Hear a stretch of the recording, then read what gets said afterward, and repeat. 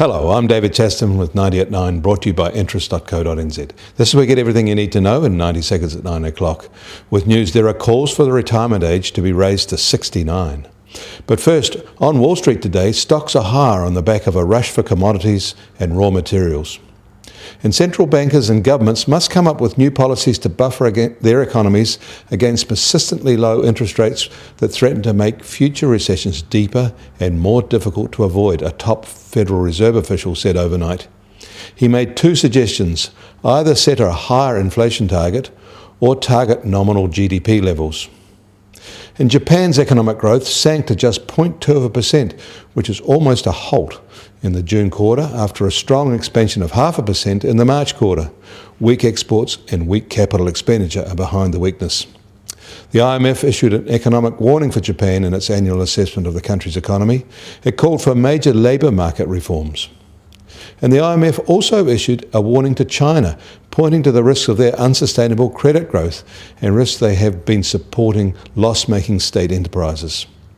In Germany, they have a plan to raise their retirement age to 67 by 2029. That's just in 13 years. But overnight, the German central bank said that this is not enough. Young Germans should expect to have to work till they are 69 if the current German pension benefits are to be sustainable, they said. In Australia, calls for some sort of public inquiry into bank behaviour just go on and on.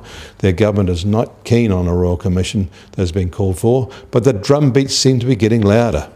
Efforts are now underway to split off some government MPs to support the move for such an inquiry. In New York, the US Treasury 10-year yield is a little higher today at 1.54%. The US benchmark oil price just keeps rising and is now just under $46 a barrel, and the Brent benchmark is just under $48 a barrel.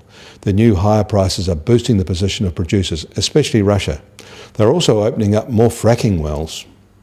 And the gold price is also up marginally, now at $1,340 an ounce. And the Kiwi dollar will start today slightly higher too, against the greenback at 72.2 US cents, 93.9 Aussie cents and 64.5 euro cents. However, the TWI is still at 75.2. I'm David Chaston. That was 90 at 9, brought to you by interest.co.nz.